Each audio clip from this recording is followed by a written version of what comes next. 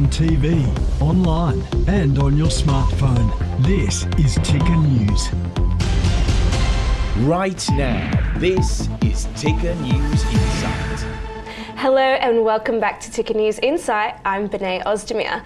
Now, the latest research report from the Luminary revealed the first-hand experiences of Australian marketing and business leaders who use and oversee marketing technology in their organisation. Now, the industry is overflowing with complexity. And now to talk more about the key challenges of this industry, let's bring Rajan Kumar from the Luminary.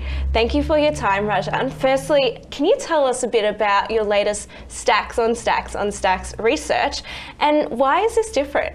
Yeah, so to your point, this industry is complicated, and there is no shortage of research really in our space. But what we felt was a lot of the research was very quantitative in nature. So lots of big statistical reports, which are great and they're really important.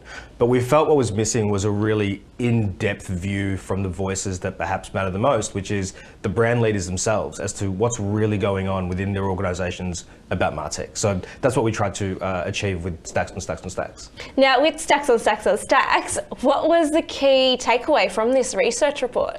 I've personally been in this industry for quite some time, and I think one of the biggest call-outs from the research was the challenges that have been plaguing marketers and business leaders 10, 15 years ago, unfortunately, seemingly are still plaguing them today. And so whilst we're trying to deal with new innovation, the rise of AI, these types of things within the technology space, a lot of these business leaders are still struggling with challenges that we talked about a decade ago. And there's an analogy in the report that's used actually by every single leader that was interviewed, which is about this kind of idea that they have a sports car in the garage. MarTech is a sports car that they're never really getting the most value out of. We heard that analogy a decade ago, yet it's still there. And so I think one of the big call outs is, look, there's this stuff that's happening under the surface, and unless we as an industry at large go in and solve those challenges, we're not going to be able to take advantage of all these new opportunities that MarTech presents to us. Now, you've recently just partnered with Swinburne University of Technology.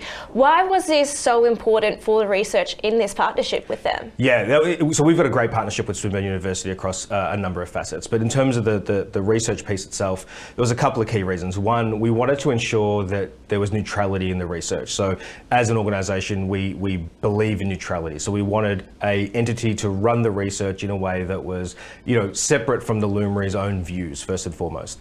Secondly, Swinburne brought kind of academic rigour. And a level of kind of research integrity that only Swinburne could bring. And so it was really important for us to kind of partner with an organisation that could do that, and they did a fantastic job. And so there's a lot of stuff within the paper itself that's now being considered as part of academic journals and various other publications in that space, which we thought was really important because MarTech's probably underrepresented in that formal literature space as well. And now, can you go through what action do you hope that will come out from this paper and from this research? Look, the primary thing we set out to achieve was set a bit of a baseline, a bit of a foundation, right? Open up this conversation and perhaps, lift the lid on what's going on really within organisations. Now, in order to solve these challenges, there's no single entity that can do that. It's going to require businesses themselves, so brands, it's going to require the consultants, the agencies, the vendors, right, play a huge role in this space, but also the education sector, right, whether it's universities or otherwise. Everyone needs to come together and really think about how to solve these challenges collaboratively, because it can't be solved by any one part of the industry themselves. Right, Raj, can you go through why are businesses, lacking into getting into MarTech at the moment? I mean, you're telling me about these challenges in the last 10 years and it's, coming towards a point where businesses aren't really looking into MarTech. Why is that? Why are they lacking behind? Well, one thing is there's no shortage of businesses adopting MarTech, right? So the idea that to deliver customer experience doesn't require data and tech, it's kind of false. Data and technology is here to stay. That's how we as consumers interact with brands that we interact with, right? So you need to leverage data and tech. So no shortage of brands attempting to do this. What we found, one of the key outcomes of the study was based on the kind of organizational maturity of the brand themselves, they define MarTech in a different way. So the more mature, the more kind of digital native organizations are really advanced in how they think about the usage of MarTech, whereas those perhaps that are starting out or they have other organizational challenges that are holding them back think about MarTech in a completely different way. So whilst the technology and the tools don't change, the organisation and how it's reflecting on these tools is the kind of variable.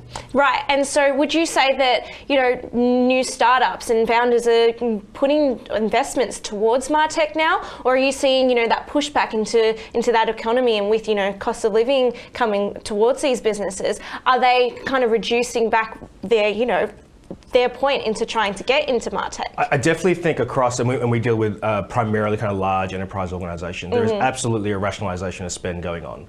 And so everything needs to have a purpose and a reason, and it needs to be proved. So gone are the days that you can have, you know, 60 odd platforms sitting around your organisation and you're unsure as to exactly what everything does. That won't fly anymore. So 100% there is a rationalisation around that technology. At the same time, I think there is absolutely, from the boardroom down, an acknowledgement that you have to be good at this. You have to be good at grappling data and technology to compete in the modern kind of, you know, customer experience driven world. Awesome, thank you Raj for that. Now that's the program for now. Head more to our website at tickernews.co. I'll see you soon.